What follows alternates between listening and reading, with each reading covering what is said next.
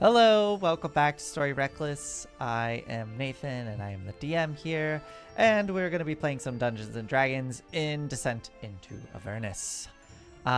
We are currently down one player. Hopefully they will be joining us late, but if not, that's okay. That's why there is double Claire tonight. And speaking of which, why don't we do some intros?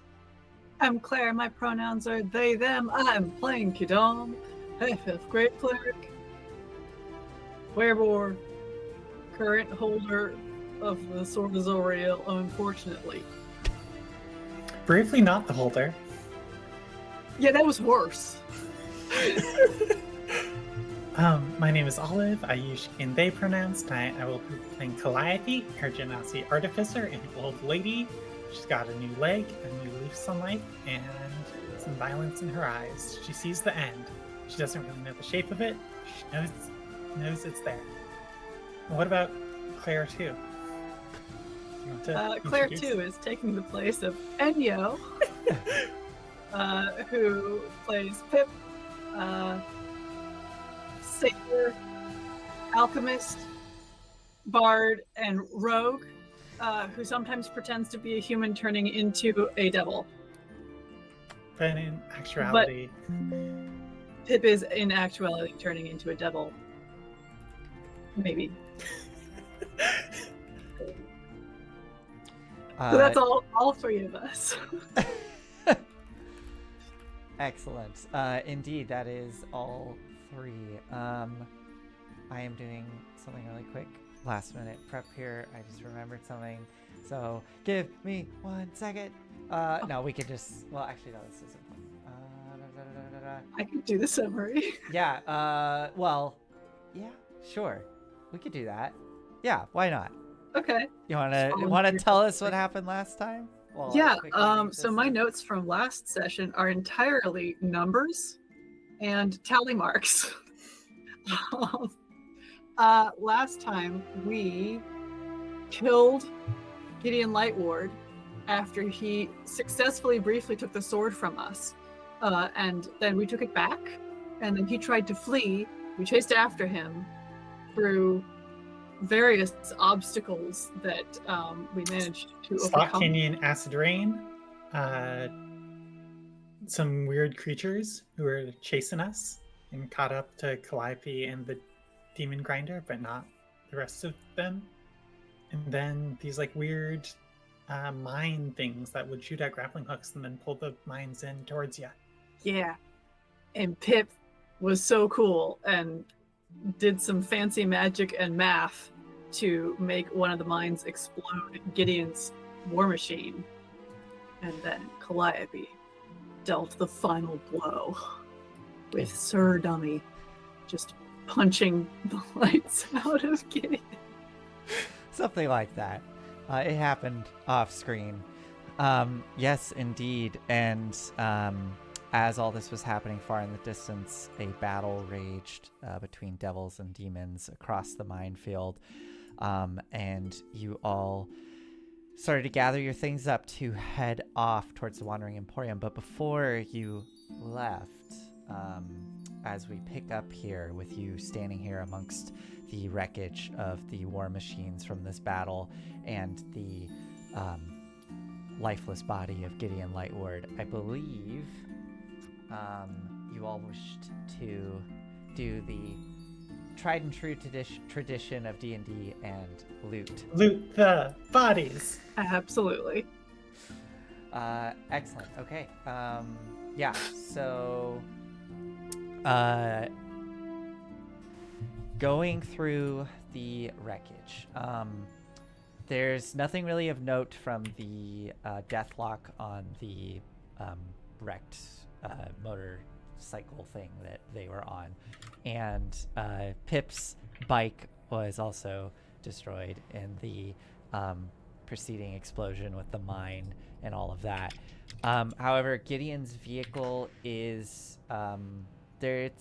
It's definitely not functional, but Calliope,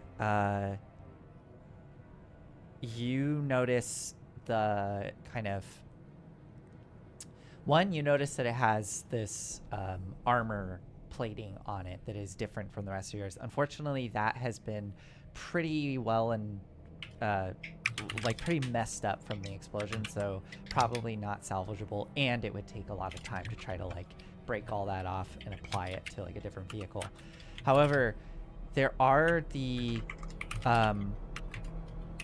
extra components that have been added to this vehicle that you witness Gideon use.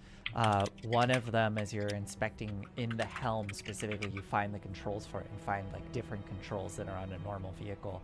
And I'm not even going to make you roll for this since you've had enough time with these vehicles at this point and you've seen both of these things function, that you're able to quickly piece together what they do. One of them is this seems to be a way to activate some sort of teleportation within the vehicle itself. The other one, you can tell activates as you're kind of combing over the vehicle. There's a section on the back and a section on the front that look like has these small, almost cannon-like devices that are able to fire out this necrotic smoke cloud to either hide and escape, but also to hurt creatures caught within the cloud. Creatures who are vulnerable to necrotic damage? Yeah, creatures are vulnerable to necrotic damage. So undead, we could, yeah. If we hooked it up to ourselves, we could just like gas our vehicle. yeah, it would be really bad. Everybody would die. Yes. Cool. We're gonna leave that one. Yeah, and as for the teleportation device, I will actually have you make an Arcana check to get the specifics of that. Or if you want to spend you can ritually cast Identify. I'll try Arcana. Let's see. That's a 34. Okay, yeah. So looking over the intricacies of how it works, it's pretty clear to you that it is it only functions once per day. And let me pull up the specifics here.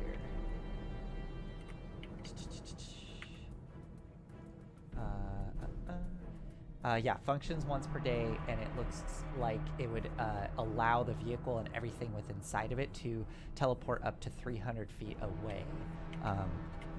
Within the range being 300 feet. Yeah. You could attempt to disassemble and put it on your vehicle. I would love to try to do that real quick. Okay, I mean, it will take time. Like, you are going to have to take all the pieces out and then bring it over to your vehicle. I got this. It'll only take a little bit. Okay, I'm going to say bare minimum it's going to be like probably an hour of work to get it all out of the vehicle and then hooked up to your vehicle. I think it's worth it. The rest of us can take a rest.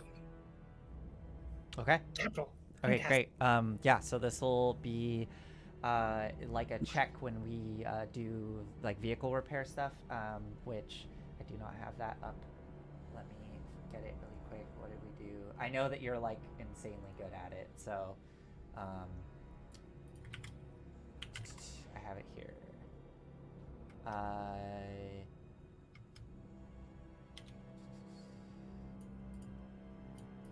Here we go. You go ahead and you make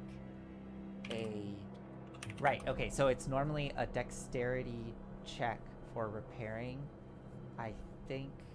Oh no, okay, that's right. It's a dexterity check for repairing. It's an intelligence check for removing exhaustion, and but you can add your proficiency bonus to this check with your tools. So yeah, dex check with your tools to try and disassemble this device and reapply it to. Which vehicle are you going to try to add it to? Persistence or the Demon Grinder? I think the Demon Grinder. Okay, great. Kadam, you look skeptical. Nope, I understand that. My affections are for persistence, but I understand the usefulness of having the Demon Grinder be able to teleport. Which reminds me, Kadam, did you have persistence you were trying to set up as your word of recall? Or was it the demon Technically, grinder? it was the demon grinder. It's the demon grinder. But Okay. my heart weren't in it, and that's pretty clear with what happened. Well, I was gonna say during this hour, instead of taking a short rest, if you want to spend that hour trying to continue to make one of those vehicles, I would say for the demon grinder, because you already started that process, it would be a lower DC. For persistence, since it's like a whole new thing, it would be a higher DC. So up to you. You do got some extra juice in ya at this point. I do. I mean, it makes sense to do the demon grinder, especially if it's going to be able to teleport. Okay. I'll do that one. All right. So My heart still ain't in it, though. so for Gadam, I believe what we did last time was I think you just did a wisdom check. Religion? Religion? Yeah, do a religion I check. don't know why I'm arguing for religion. That's lower. Yeah, no, that makes sense. You're like setting up a ritual space to be able to go back to. And then, yeah, Calliope, go ahead and make that repair check for me. Can I get help from Pip? Yeah. I mean, normally you would. So 17. 17, okay. Yeah, okay. A natural 20. Great, okay. So, yeah, in this hour's time, both, like, all of you really are working. As you're doing this, Calliope, like going back and forth between the vehicles, ripping out components and carefully installing them as best you can, all of you can hear in the distance that ominous sound of battle. Sort of like cascading across the landscape. Every once in a while you hear a very ominous from one of the giant ships in the air, which definitely causes, I would imagine for some of you, causes the hairs on the back of your neck to stand up. But as you look around, you do not see Zariel's ship. You just see the two ships and the battle itself slowly moving away from you down the banks of the Styx. Calliope, as you're doing this, though, you do have to kind of like navigate around Gideon's body and through the vehicle itself. And on Gideon's body, you find a pair of shackles that have been sort of tucked into one of his supply pouches. They are intricately inlaid with infernal runes and sort of have that like faint, like where all the runes are, almost like veins of lava. There's just that kind of like reddish glow running throughout them. You also find a couple of in one of the supply areas on the back of the vehicle, there's some kind of scrap material probably, which would be used for repair, but you do find some vials that have spilled out and thankfully haven't shattered that are kind of scattered out in the back of the vehicle. There's two of them. One of them has kind of a yellowish liquid on the inside that looks to just have, like, as you're looking at it and kind of shake it, you suddenly see an eyeball bob within and sort of turn and kind of uncannily, like, almost look at you, but you're not certain if that was just happenstance. The other vial, you look inside and there's like barely any liquid in. It's like probably a shot's worth of liquid, a little more. And it's like incredibly viscous as you're looking and kind of like tilting it. And it has a very intricate latch system on the top, like to ensure that this liquid does not come spilling out. And can I recognize either of them with another Arcana? Yes, go ahead and make another Arcana check. In fact, I'll say that Pip would, I mean, you got a 30, but Pip would definitely be interested in these substances and would be there to help you with this, but you got a 30, so yeah, between the both of you, quickly you're able to identify the yellowish vial is a potion of clairvoyance, and the vial with the viscous liquid, Pip is able to determine it's about 2 ounces worth. So 2 applications of sovereign glue. Ooh.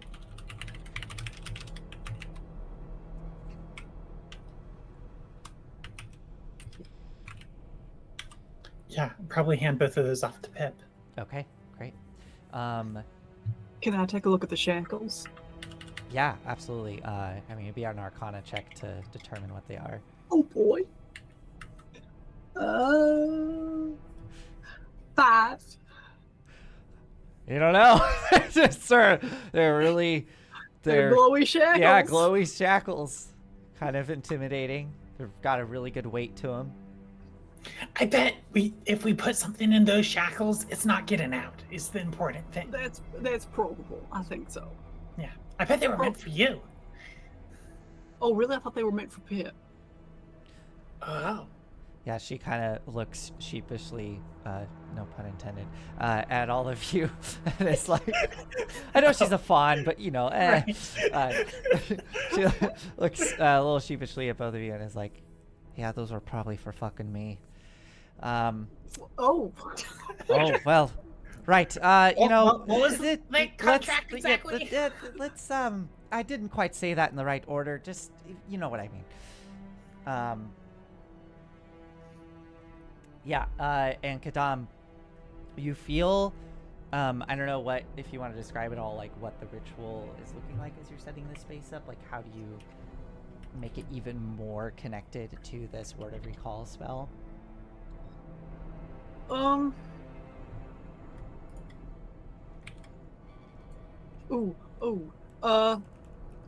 Calliope, are you covering any of the paint job on the outside with this? Oh wait, no, never mind. You're not doing the exterior plating. All right, I'm going to very sneakily, without Calliope's knowledge, take the paint off of the side that says Elturel, and I'm gonna repaint it so the lettering is nice. Oh. Wow. Okay. Oh my god. That's really In Celestial. In Celestial, wow, okay. Excellent. Yeah, let me check something. I wanted to look up. Here we go. So,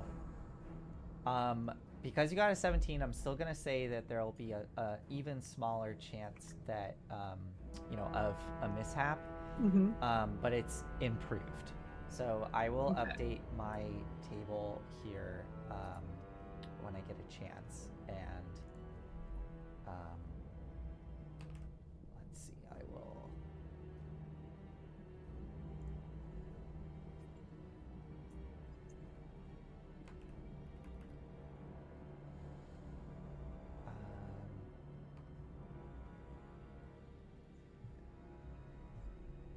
Is it now like 15% instead of 25? 10? Yeah, well, I'm gonna say you don't quite know, but What? yeah, this feels right. Okay, great. I have that updated, so that if you do this again, it'll, yeah, and you're still, yeah, we can, yeah, great. So that has been, so yeah, the hour passes with all of this work being done and looting, and yeah, you can set out to do what you wish to do next.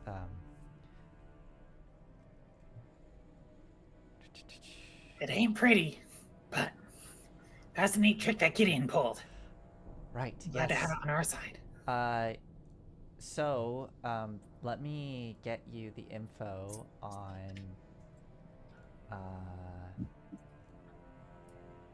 how the vehicle has been changed. So, your vehicle now is a teleporter. I can probably send this to you in Roll20, but just as a brief overview. Your vehicle the Demon Grinder can teleport to an unoccupied space that you can see up to 300 feet away. from the vehicle's current position. All creatures and objects in contact with the vehicle are teleported along with it, and the device needs 24 hours to recharge before it can be used again. Okay. So we don't have to be super specific about tracking hours. It'll just be probably like once per long rest kind of thing. So, okay. So what? All would right, you all like Walkman Emporium. Who's Let's got that go. coin? I do. I will flick it and get into the car. That's right. The coin lands on the ground and spins up and starts to bounce along the ground. And you all jump into the vehicles and take off following the coin as it skips along the Avernus wastes. Carefully navigating around the mines. Yes. We are still in a Yes. minefield. Let us not forget. Yes, carefully navigating around the mines. The coin, not as careful, but doesn't seem to care, and is too small to seemingly activate them. So you kind of have to like, I'm not gonna worry about you rolling for it, but it is like really squinting to keep track of it as you're like trying to maneuver around these mines. But you begin to follow the coin. Go ahead, somebody, and roll a d12 for me. I'm not feeling good about my luck today. Okay, I'll go. I'm also going to put the sword in my bag as we are doing this. I rolled a 9. 9. Okay, great. You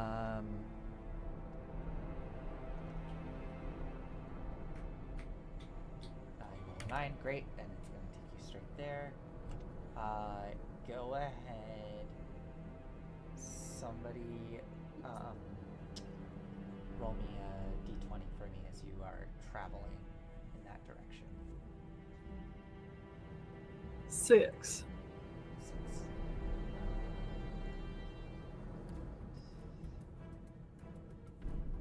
You think that we would have figured out what these mechanics are by now, but I still have no idea. It's still a mystery.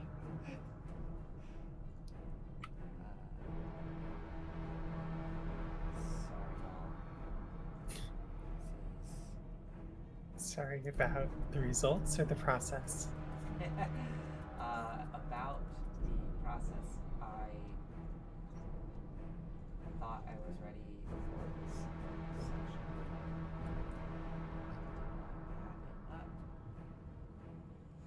So like me. Olive, do you have access to Pip's character sheet? Yes, I do. Would you be so kind as to tell me whether Pip has any disguise self potions? Disguise self potions. I know.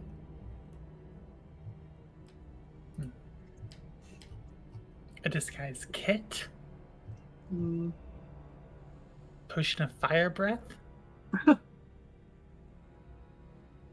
And experimental elixir transformation. That. Alter self spell, not disguise self. How long does that last? 10 minutes.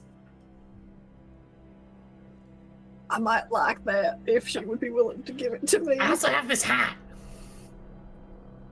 I would love the hat. Great. Thank you. Is it a hat of disguise? Yeah. Excellent. Okay. I don't remember if hat of disguise needs attunement. Does it not? I don't believe it does. Okay, great. Sorry, y'all. So I figured out what happened. My notes are on a different document. Anyways, I found it. You rolled a 6 on a d20. Is that right? Mm-hmm. Great. Okay. So you set out and begin driving. It's been, I guess, almost a day now of but since you were driving, because you were like in the Bleeding Citadel for less than 24 hours. So, yeah, I guess it really hasn't been that much time. I was like, oh, it's been so long since you've been driving. It's been a few hours. Yeah, it really hasn't been that much time. So you begin driving and following the coin, and the hours start to tick past. Great. I will take a short rest with the first one and attune to the hat in the second. Okay, perfect. Go for it. Both those things can happen. Nothing hassles you on your journey to the Wandering Emporium.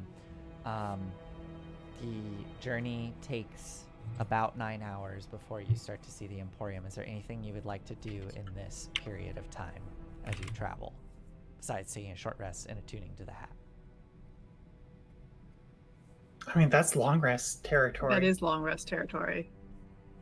I mean, I guess we don't know how long it's going to take at the start. Yeah. No, So- yeah, it's like I'm Yeah. doing okay. Like, I could totally just do short rest and keep going.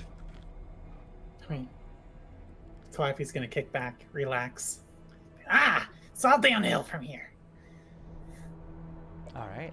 Growing this new leg took a lot out of me. I'll be in the back. Are you gonna do a long Oh. rest and let Yeah. somebody else drive? Okay. Yeah. Great. I'll Uh, let someone else drive. Yeah, I mean, you have enough people. Valor can hop up and drive as Calliope goes to lay down in the back and take a rest. I'll check in with our sad boy yonder. Okay. Oh, I just broke my pencil. Um,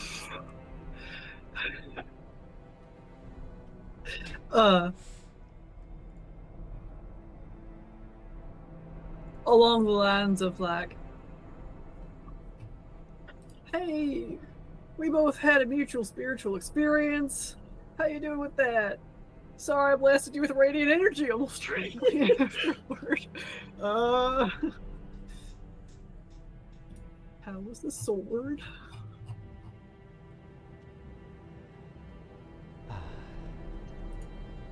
Yeah, that was a lot, but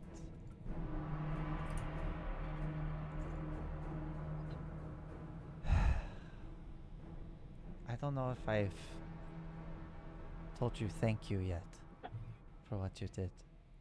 Oh, So thank you for pulling me out of there. I was pretty resigned to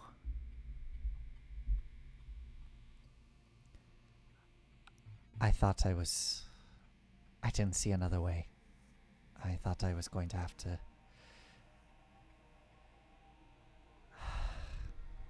it sounds dramatic saying it out loud, but sacrifice myself. I was ready for it. But I'm glad I didn't. I'm glad I have a second chance. I'm glad you're glad. I wasn't sure if you would want that, really.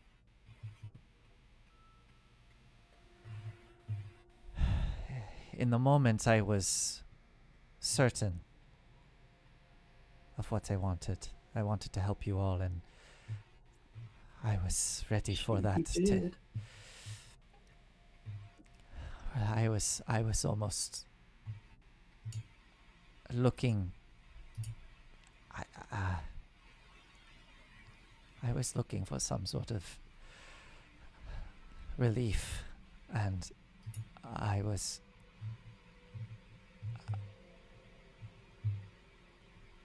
ready for it. I thought that was it. I thought that was the answer.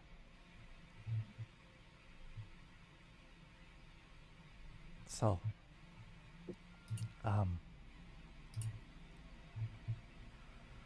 but I can see now that there's still time to try to be different, to try to be better. And that's the thing, ain't it? Dying doesn't allow for change.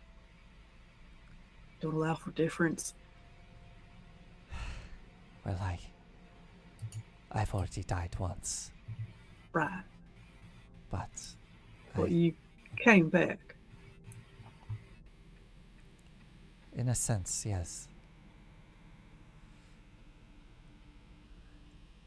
It was an experience that it did change me. Certain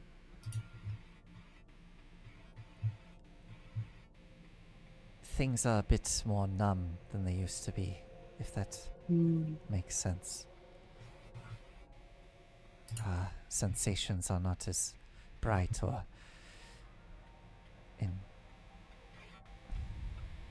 intense.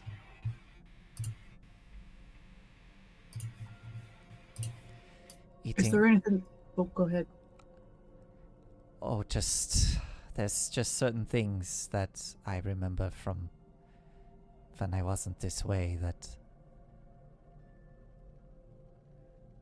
they brought joy and excitement, and those things don't really happen these days.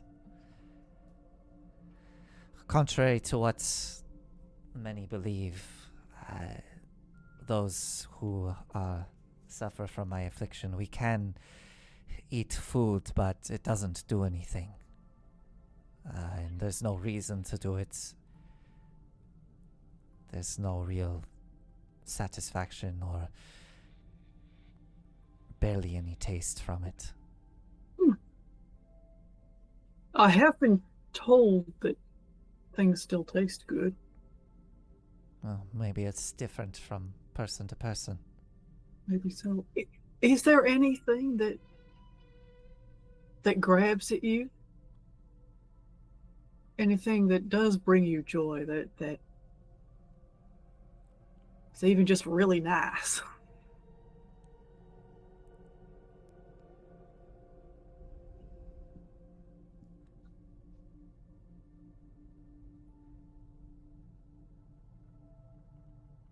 It's been very long since I felt that. I think the last time I felt anything remotely close to that was when I was within her presence and we were working towards something. It's not an easy thing to find. I can't pop down to the shop for a treat and bring joy and happiness, even for a moment. But I guess being with all of you and working towards something again, something that feels positive, is bringing up some of those feelings again, albeit less than they used to be. Sure. But you've also had a long time down here just suffering. I imagine the muscles of joy are a little atrophied, as it were. Yes, I suppose they are. Would you like to see her again?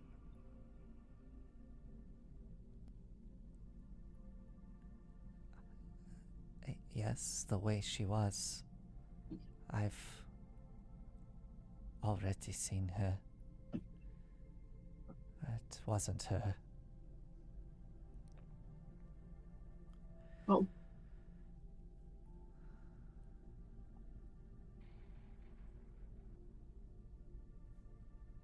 It wasn't the Zariel I knew. Oh, we've been talking about two different people. I see. All right. Ha. All right, yes. Mm-hmm. I'm sorry, was there a misunderstanding? There was, but that's all right. I have caught up. Who did you think I was talking about? Box of screws.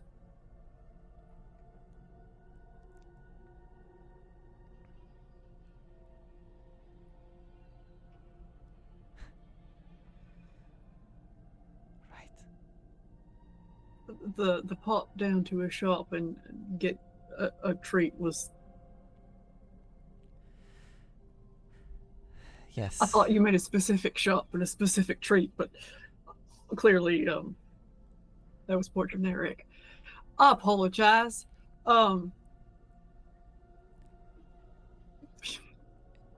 It's quite all right.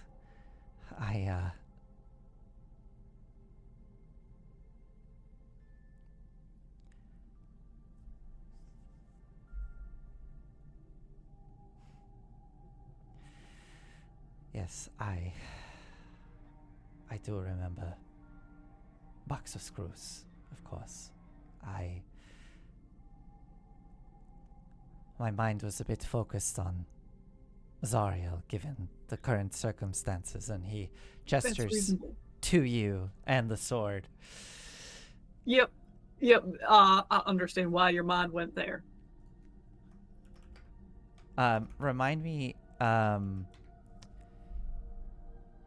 sorry, there's just a lot has happened. Did you specifically tell him your relationship with Box of Screws? You have not. Okay.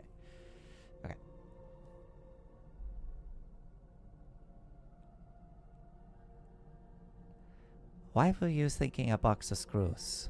I know that she started to gain a reputation within Baldur's Gate. But why did that come to your mind? I think about her a lot. I know that you made her into what she is right now. Why is that important to you? Was she your... did she achieve some sort of kingpin status within your neighborhood? Actually, well, not my neighborhood, but yeah, she's a kingpin. I'm not remember the neighborhood right now. I suppose good for her. She was an ambitious one. You she still is. Seem to have a personal relationship with her, or at least know her well. Yonder, how much can you taste through blood? I'm gonna hold on. I gotta make a roll for him. Okay. Hold on.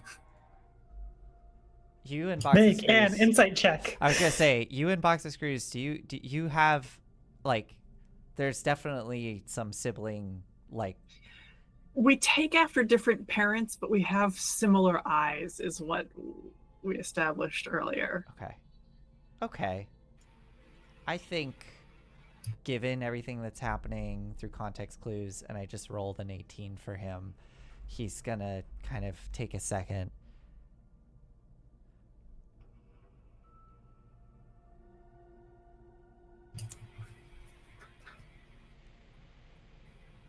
I thought something tasted familiar. I was wondering. Oh, well, this makes a lot more sense. Apologies for misunderstanding. I now see why you assumed I was...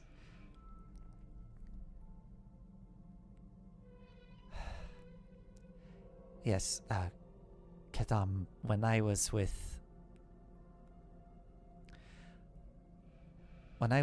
with her and guiding her,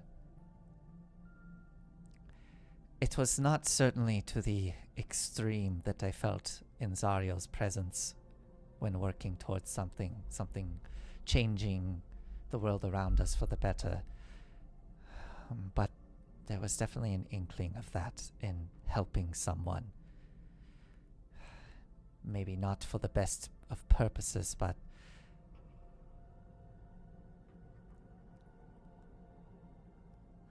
she mentioned something about her father's, and I could tell her heart was in the right place. But it was Baldur's Gate, and I'm sure you know better than most how things go in Baldur's Gate, especially in the guild. And yeah, you have to have some ambition and some, Ruthlessness. yes, to rise through the ranks. And I'm afraid I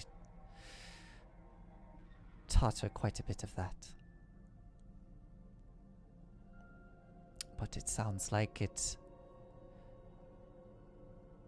I suppose, paid off for her in its own way. I hope so. She was very close, if not already there, when last I left her. Things weren't going too well for much anyone at that point, though.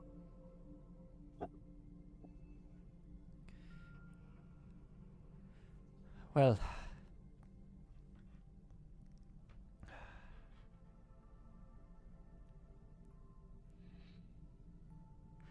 I'm sorry. I'm sorry that you lost who your sister used to be.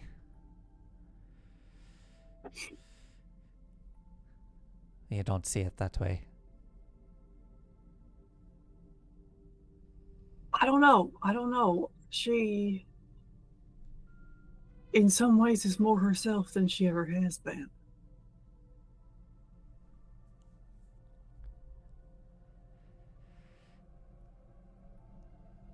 She has changed, certainly, but we all do.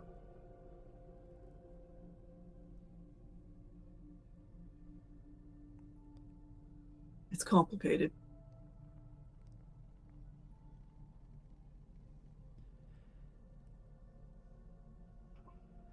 Regardless, I want to get back to her.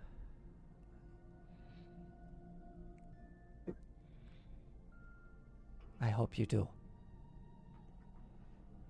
I don't know if I'll be with you when that happens. I suspect I will probably be down here, still resolving everything from my past.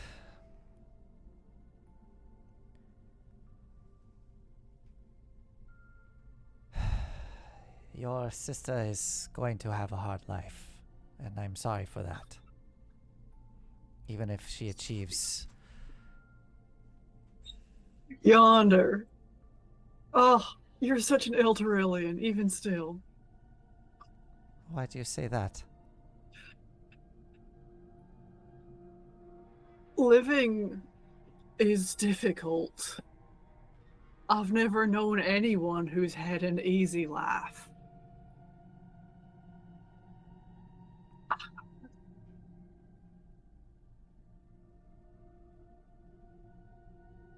This will be different.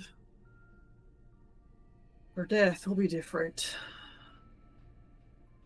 But I don't know if it's going to be any easier or harder than it was beforehand.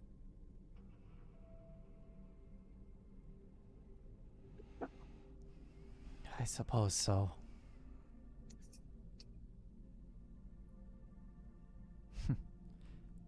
Not many have that perspective on those like us. Most who find out would have a wooden stake in their hands within an instant. I think there's some folks who like to bring out garlic. I don't really understand that one, but... Well, you're lucky the first one I ever met was someone who I love very much. And I've never met anyone who weren't a person.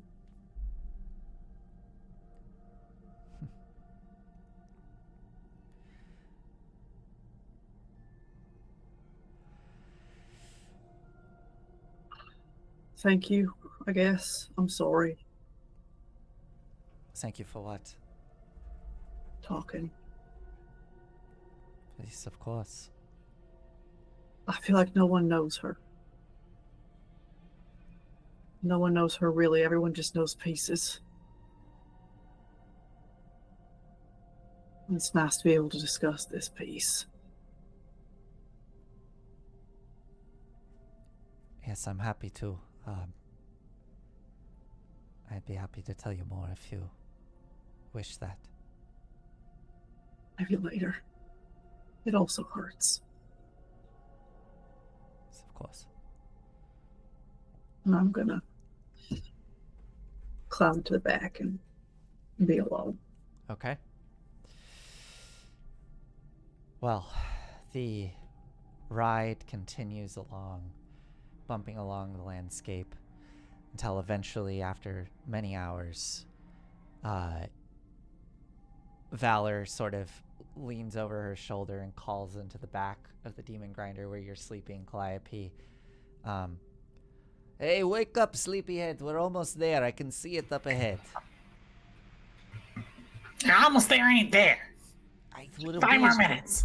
8. We'll probably be there in 10. All right. Don't wake me in 10. What are you doing waking me up? All right, whatever. And she goes back to driving. Kadam, you, we'll just assume you'll be in persistence, like with the 2 different vehicles. You start to see kind of over the shoulders of probably Yonder, who's driving in the front with Pip. You start to see approaching up ahead what looked to be like a collection of volcanoes that are all rising up out of the landscape in front of you, just slowly burbling out these rivulets of lava that are just cascading down into this sort of plain. And there is pools and rivers and streams of magma all around you that the vehicles are just without issue driving straight through, kicking up lava all around them. And up ahead, you can see there is sort of a cracked, broken up cliff almost rising up out of this lava that goes up into kind of a plateau, and resting up there you see the horseshoe shape of all the different massive war machines that have set up for the Emporium. You slowly come around and start winding your way up this sort of craggy cliff face up to the top of the plateau, and eventually come peeling in and can see all the different what's up?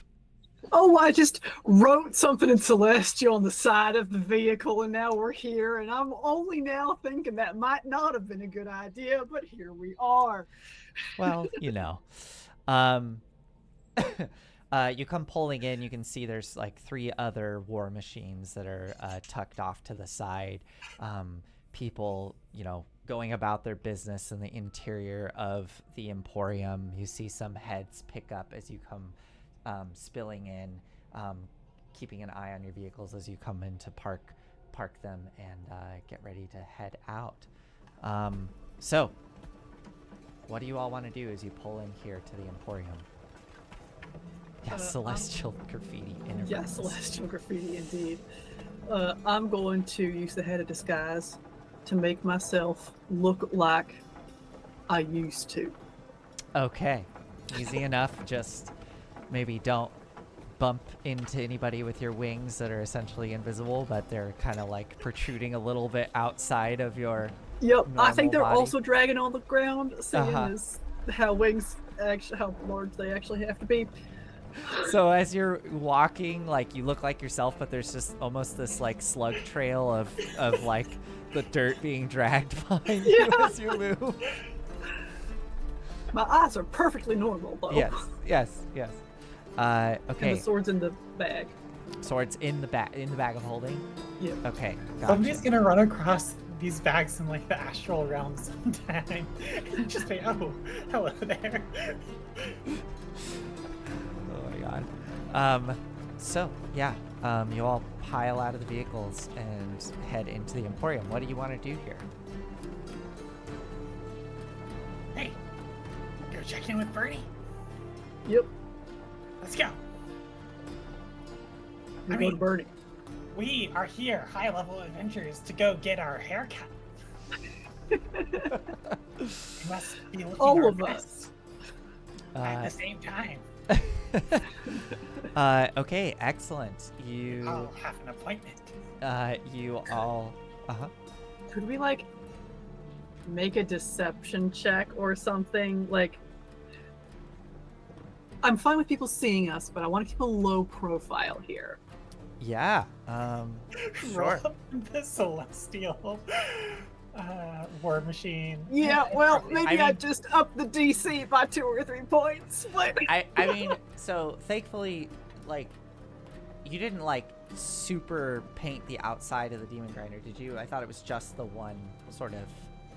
Like, remind me, is that am I correct in that assumption?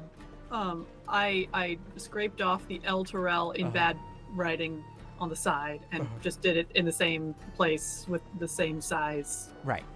Okay. But Ultra you don't. Celestial. It's not like the whole vehicle's been like painted in like No. rainbow or something. Like it's No. Yeah. It's not So Batman style. yeah. Well, I know. I my point being, it's not like super loud in its like decoration. It's like just that. So that's probably fine. In terms of all of you trying to keep a low profile as you walk through this space, sure. Yeah, let's just do a group deception roll here. And if Pip can do one as well. 22 for Kadam. Nat 20 for Valor. Oh wow.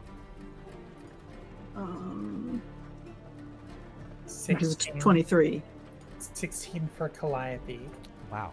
Okay. And then a natural 20 for Pip. Wow, okay. And Yonder got a 4. But you all rolled incredibly well. So, yeah, you very casually start meandering your way through the Emporium. I think probably to help with some of the kind of keeping a low profile. I mean, I don't know, Kadam, like, would you pick up on this? I was going to suggest maybe Pip is kind of like cocks her head and is like, hold on, let's not go beeline straight towards her place. Like, let's do some window shopping. And she kind of takes the group around as you slowly like go to the different vendors, sort of inspecting things. You see the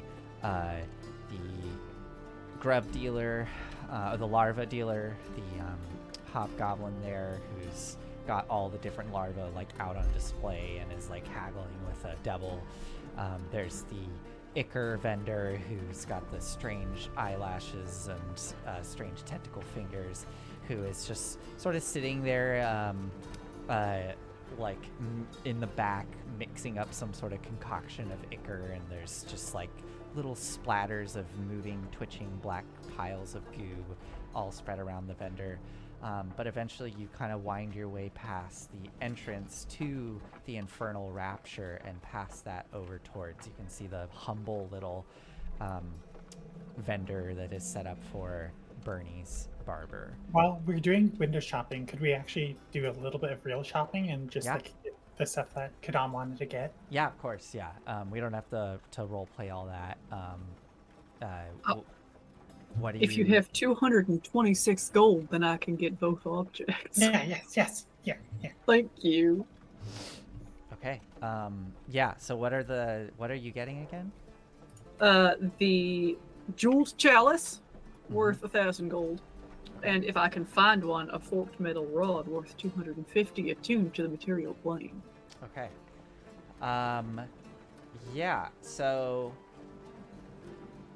you, for the chalice, you have to head over to the Rose Repose, to go see,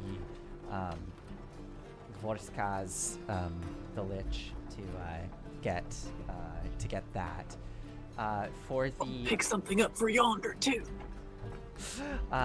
For the, rod that's attuned to the material plane.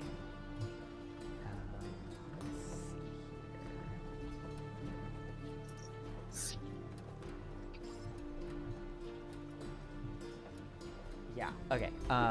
You're able to pick that up at the Equinox, the Arcanoloth vendor inside there. The kind of fox-like humanoid creature and within there you're able to pick up the rod that is attuned to the material plane. Let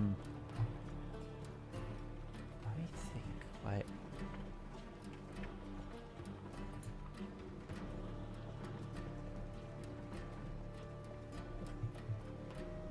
Yeah, you know.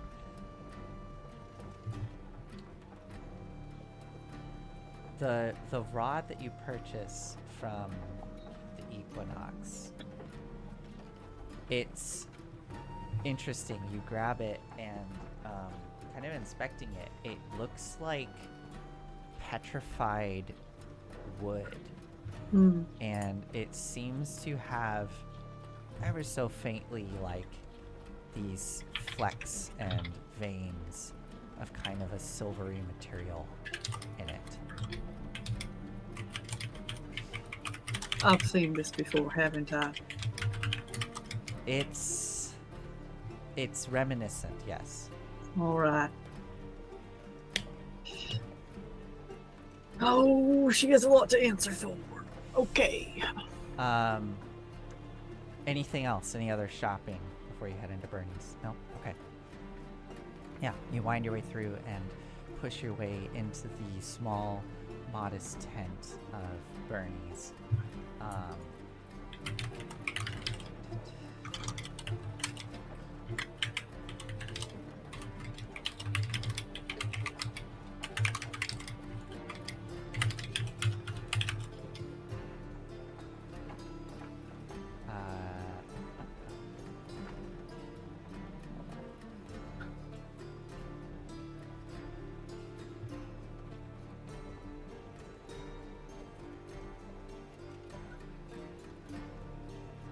I think probably how we do it is we peel off one by one over the course of the shopping trip instead of like going.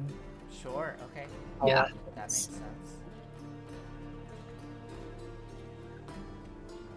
I was just checking. Okay. Okay, yeah.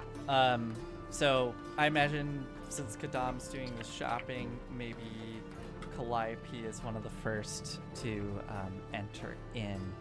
And Calliope, as you push in and step inside,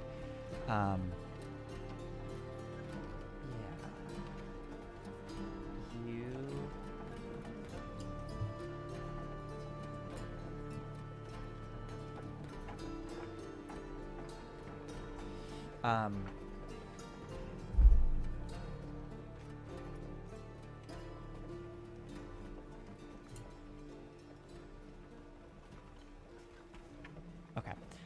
Yeah, I think you push in and you step inside and you can just see that Bernie is currently resting in the corner on a chair with just a simple book open that she's reading, and she just looks up immediately seeing you come in, and a big bright smile flashes across her face. I can't remember what she looks like. Kalashite woman. Yes. Dark, long dark hair. Brown eyes. Thank you. Yeah, so you see her there, her long dark hair, brown eyes looking up at you, big bright smile. Ah, Calliope. Ah, fantastic! Good to see you again. It's good to see you too. I'm glad to see that you're doing okay. Yeah, we've actually come across a fantastic find. I'll let the others get here before we really get into it. We're trying to keep a low profile. Not make too much excellent. noise. I can't wait to hear from all of you. Is everyone here? Yes. Oh, good. I'll get some tea on and see what food I might have around. Please make yourself comfortable. And she goes about to start setting some tea on and kind of goes through some drawers and starts pulling out what look to be some kind of maybe a little stale, but like some pastries, some like kind of hard little cookies that she has, and she's pulling all that out. Eventually you all start filing in one by one settling into her small, humble space. She's kind of pulling out more of these, like, kind of cushions that she's setting up around for you all to sit down and make yourselves comfortable. And she pushes her chair off to the side and kind of makes a semicircle in one end of her tent away from all of her barber material, and is setting down, like, the hot pot of tea with cups and biscuits, and settles in as you all get into place. She claps her hands together. Oh, so you've all come back? Please tell me. And then she immediately stops and sees you, Kadam. Yeah, you see anything extra with those peepers of yours? Oh my goodness. Well, I guess this don't work quite as well as I hoped it would. Well, you know I have some tricks up my sleeves. It did take, didn't it? I ask everyone. Because I can't see illusions at all anymore. Yeah, yes, Kadam, you're, I can tell, but it is functioning. Great. Yes, well, please tell me, if you have, if you're willing to share, tell me your stories. What brings you back here, and what on, what has happened with you? Are we safe here? Like, can anyone spy on us, magically or otherwise? Can anyone hear what goes on here? Nothing is 100%, but I will tell you it is as secure as you can be here on Avernus. I haven't been found out yet. All right. I'll look over at Calliope. Sure. Oh, yeah. All right. I will pull out the sword. Yeah. And hold it, offering it to her. Yeah, her eyes go wide and she just silently stares at it for a good while. And then looks back at you.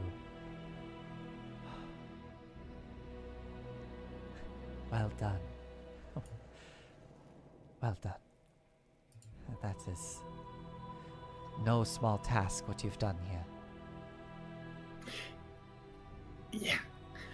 We were hoping that you might have some insight as to what step 2 is here, because like we had a whole bunch of stuff kind of like leading to getting this sword, and we were hoping that, I don't know, that would kind of like unlock the way, and we do find ourselves somewhat adrift, I must say. We need to break the contract or renegotiate it or alter it or something. Oh, and also the chains tying Elturel down have been cut. You've probably heard. Yes, I've heard. Quite a show. I don't know how you pulled that one off. I did not see what happened, but I definitely heard the story is spreading around. It's not very often that you have an Imperium come crashing into a battle between demons and devils and slice through ginormous infernal chains, freeing a damned city. Although the city itself is still floating above the Styx, some of the lower parts have already begun to submerge into the waters of the Styx. What to do next with something like this? Or get the city back up, like... Yes, of course. I mean, yes, breaking the contract is a good start. It's not going to be easy. You would either need to convince Zariel herself to do this, or find it somehow. There is, on each layer of the hells, there is a very important structure that is built, that has been maintained for eons. Each layer has an archive, and this archive, the archive, it stores all contracts that are made by the Archduke or Duchess that rules that layer, or their minions and so on. The one here is simply known as the Avernus Archive.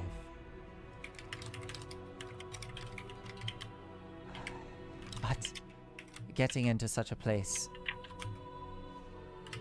and finding the contract feels like an impossible task, but she kind of gestures to the sword. Maybe not for some folks like you. You will, if you want to have any chance at doing this, you will need some guide or guidance, or at least the information of where the contract is being held. I believe they have a very intricate sorting system. So you would, if you could find out where in the archive this contract is being held, that would at least give you a way to find it. You would then have to get inside and navigate the this sorting system. Yes.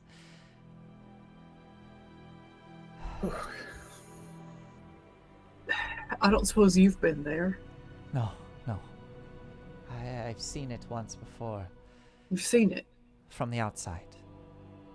Alright. If you could give me a description of it, I think that would help. Let's double check here.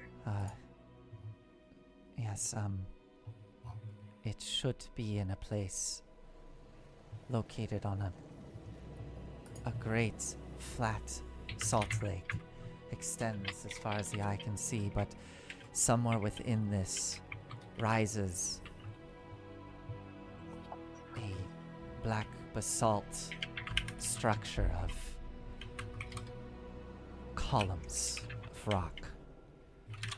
These columns stack one on top of the other, rising far into the Avernus sky, up into the acrid wastes above. The structure itself,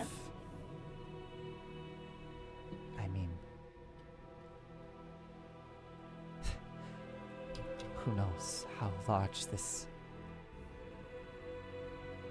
bastion is.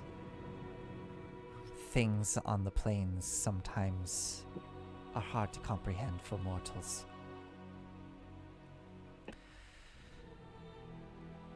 The way that things shift and move down here, and it, I've been told, can be maddening. Hopefully that's helpful, though, this description. Once inside, I believe they use... I believe it's a series of numbers for determining where things are located.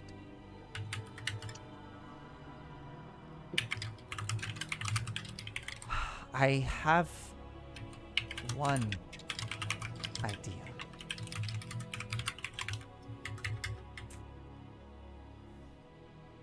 I've become aware that recently Zariel's forces have captured a demonic being that was found within one of her wrecked flying fortresses that was taken down. This fortress apparently was en route to such a destination, and there were some high-ranking officials aboard. They were, let's just say, consumed. And sounds like they've been interrogating this demon, trying to see what it gathered, what it gained, what information it might have. This entity is known as a Cibrix, It is a very powerful demonic creature. They're known for holding on to vast secrets and known for being able to find ways of gaining this knowledge. It might be a starting point if you were to seek out this Seabrix that is being held captive by Zariel's forces. You think that it might know how to get into the archive? It might have information on the archive. It could even have at least a range of where this contract is being held. This ship that was taken down, as I said, it had some officials that were en route to the archive. I believe that some of them were people in charge of certain sections. It would at least be a starting point. You might be able to get more information. All right. Do you know where they're being held?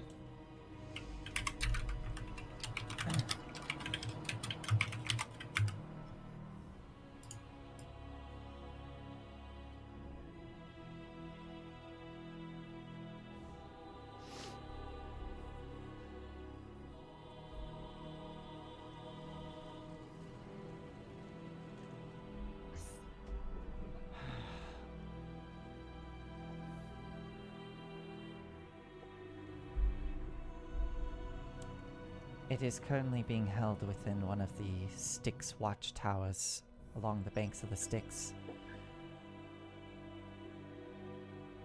It is being tortured by chain devils, I believe, and restrained by them within a section of the structure at the base.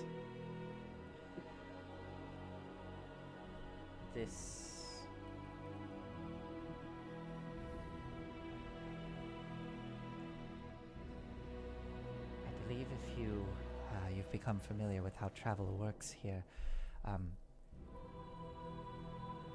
believe if you focus on trying to seek out the watchtower, if I remember correctly, watchtower within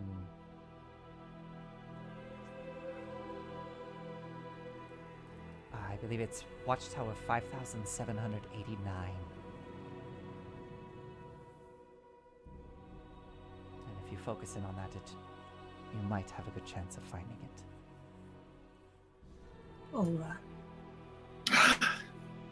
Bernie, what would we do without you?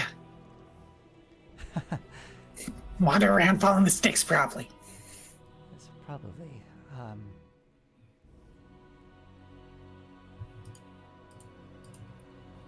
I do have one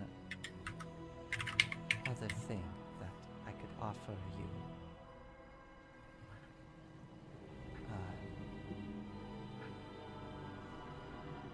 I could offer one of you. Oh? It's potentially dangerous, but it would be a way of receiving insight from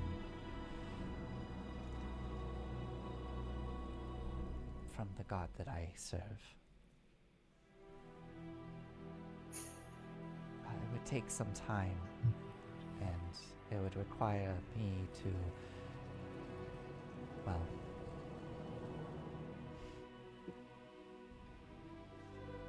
I would need to do a ritual on your body to engrave some draconic runes into your flesh. When you say insight, what do you mean by that? Because we're in a kind of like, all possible advantages sort of situation, so I'm interested. Of course, it would be a way of communing. But it has a risk when reaching out coming in such close contact with an entity can be overwhelming for some. And it can cause, for some, they may not survive.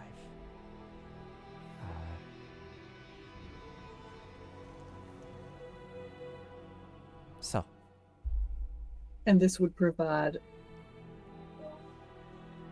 what knowledge that Bahamut has? It could provide guidance, yes. You could ask more direct questions from Bahamut.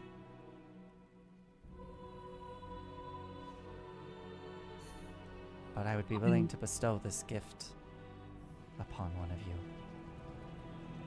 I think we should take the risk. Yeah. You've already been a gigantic help, one that I don't think we can ever repay. No, there's no need to repay.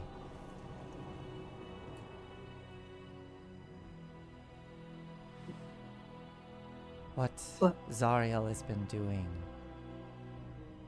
is not right. Yeah. She's forcibly bringing mortals here against their will.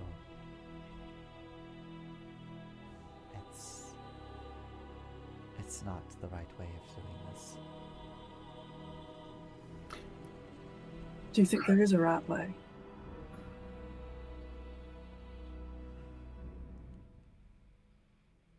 I'm not sure. A right way to fight the blood war? I've been down here long enough that I've been starting to see this conflict firsthand. And see what it brings and what destruction it brings. And I'm really not sure. But bringing people here against their will is... it's not the way.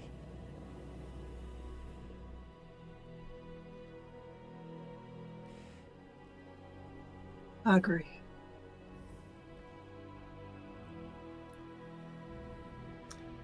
So about these runes. Yes. Like, I mean, I guess I'd also like to know a little bit more, like, is this this feels like a commitment to a god that, like, we haven't really even met. We know you, we love you. But, like, could you give... I didn't pay attention. Who's Bahamut? That's not really ever been my cup of tea. The Platinum Dragon. Uh-huh. That's one of the good ones? The god of the supposed good dragons. It's funny how you all have started to call Bahamut a god for so long now. I suppose they are a god in some way. But amongst dragons, we don't see them that way. What are they then?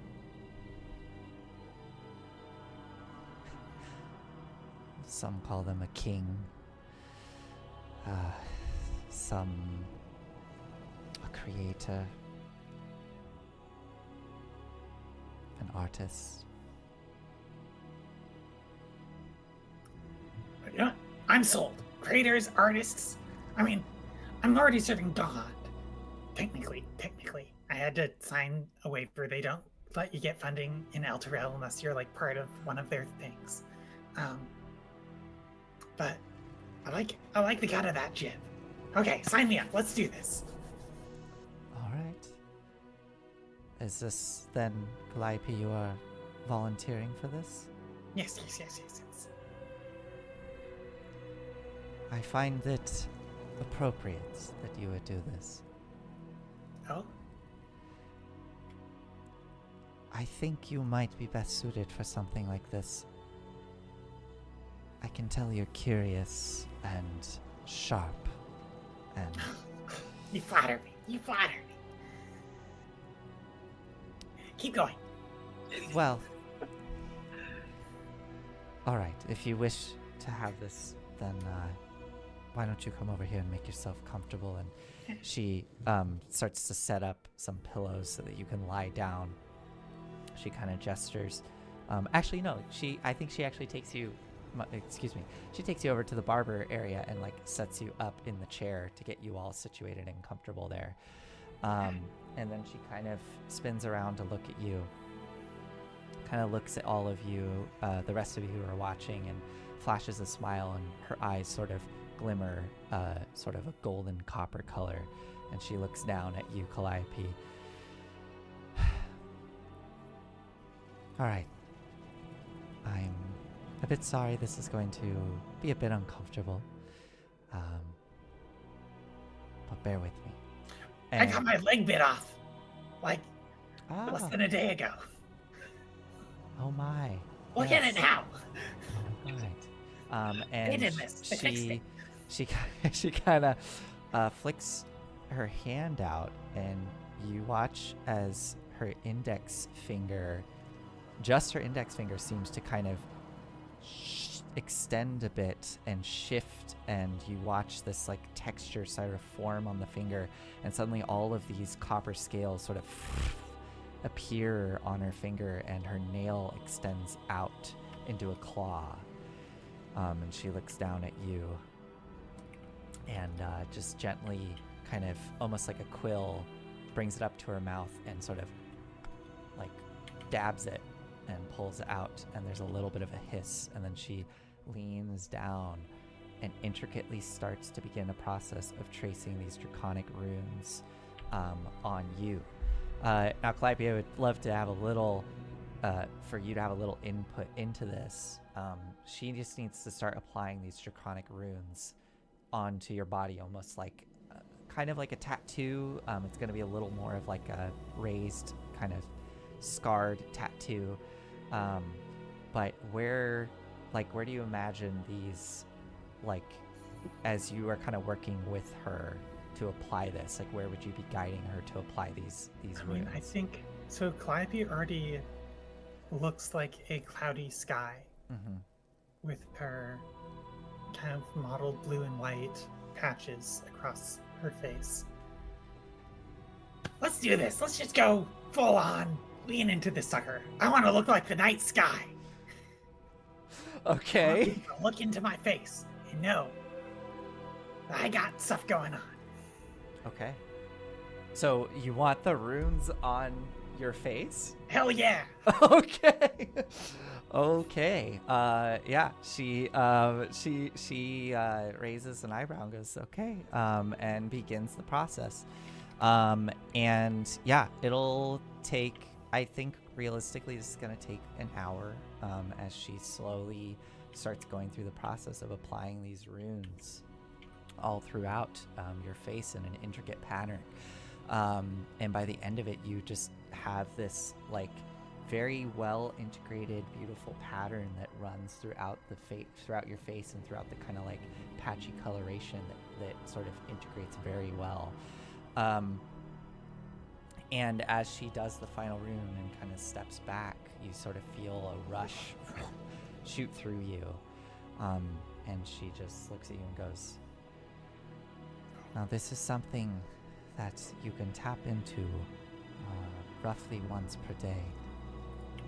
And when you do, you will be making direct contact with Bahamut. You will be able to ask a series of questions.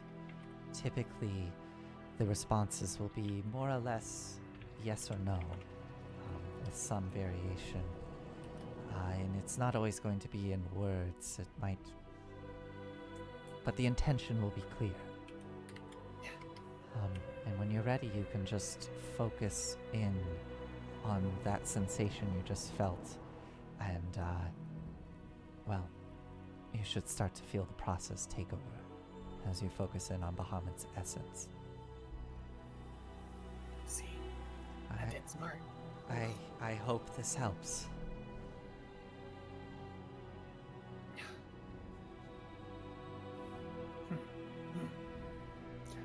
Yes. You are very quiet, Calliope. Yes. Of course.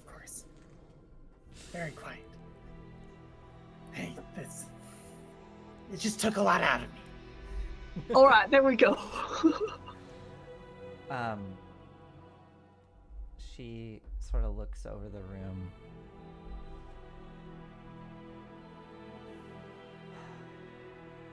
One final thing. It won't solve all of your problems. But I have reason to believe that void-like sphere that is above the city, I believe when it was in Elturel it was referred to as the Companion. Yes. I believe that might have some connection, some almost working as an anchor for the city to hold it here in Avernus. I don't know the nature of it, but that might be something worth looking into. As Got a it. way of... Blow up the ex-companion. I suppose you could apply something as blunt as that, trying to blow it up.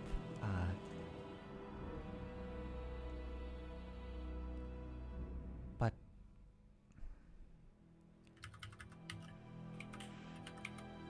we've had a hard time understanding it, or at least the guidance I've received.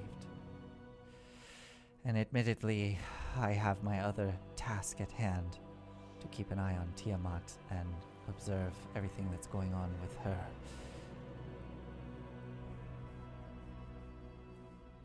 But I get information here and there.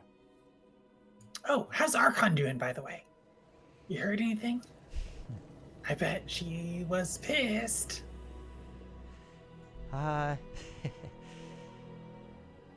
Tiamat, I'm not certain. There was no clear reaction from Tiamat, but Archon, from what I've gathered, came storming back, seemed in quite a bit of a huff after something occurred. I imagine that has something to do with all of you. Ah, yes. Well, We took something he valued. I see. You may want to watch out, because I've heard that he has been sending out scouting parties that have been searching Avernus. Yeah, get in line. You're making quite a lot of friends down here. Quite a few, yes. Well,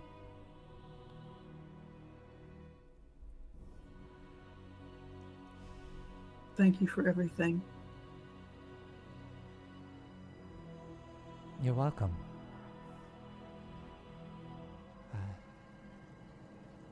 I think I mentioned this before, but it's not very often that folks like you come through here. It's quite refreshing. I'm glad. I'm glad we met you.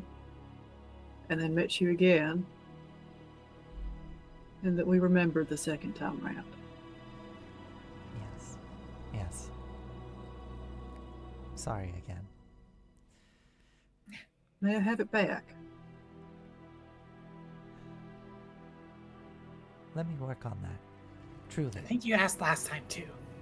I did. Well, time before that.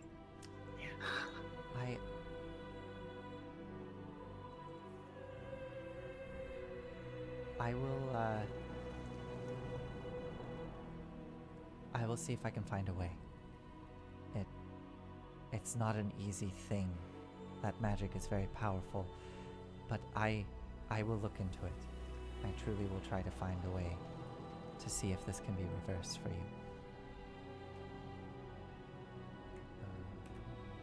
Between you and Lulu, we're all recovering memories. I gotta lose some to get in on the action. Pip, you got any more of that Styx water? Well, of course I do, but I don't think you want this splashed on you. That, from experience, that was really unpleasant. You seemed happy. Actually, you're right. It was kind of a happy experience because it was a lot just kind of went away. But I don't think I'd want it to be that way forever. Yeah. Well, if that's all, in a time like the present, like you said, we've got lots of folks on our tail. Yes, all right. Best of luck to you all. Best of luck to you. And we are at 9 o'clock. I think we should probably wrap up there. Unless there's one other thing, Kadam. I'm gonna wait till everyone files out.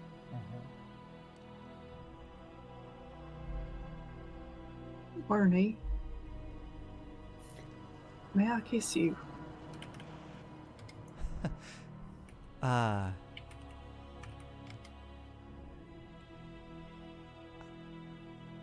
I'm sorry, I'm taken aback. You don't need to, certainly. What, I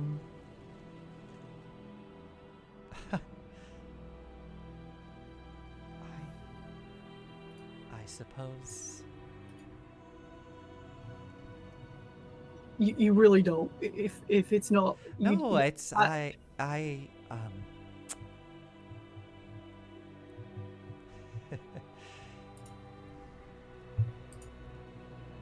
When you live as long as I have, you go through a lot. And you've managed to surprise me just now.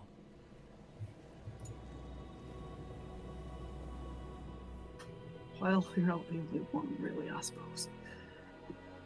I'm sorry? You're not the only one, I suppose, who's surprised.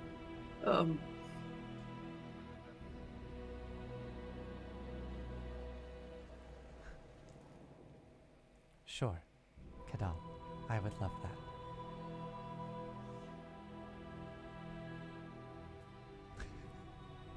I will very gently and rather awkwardly go up to her and kiss her politely on the mouth. Okay. Yeah, she will return the kiss. Yeah. Thank you. Yeah. Thank you for everything. Well, thank you, Kadam. You're, all of you are, from my perspective, you're doing great work. Thanks. Yeah. I sometimes have doubts. But we are doing our best, and really that's all we can do. Yes. That's all we can do. And she will pull you in for a hug, a deep hug, and sort of pull you back and look into your eyes one more time. And this time they fully flash into a draconic golden copper color. And she'll give you one more kiss and wordlessly send you out.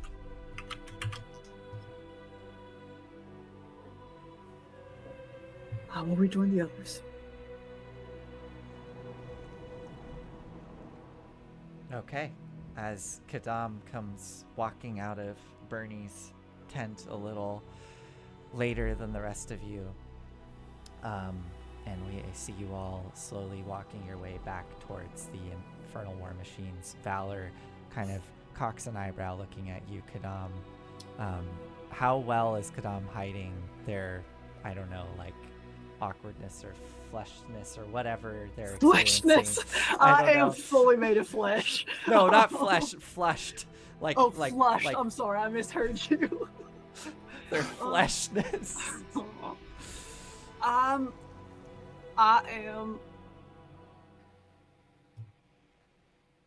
obviously preoccupied. Okay. Oh, Calliope walks out with a new face tattoo, and we're all asking how Kadama's blushing.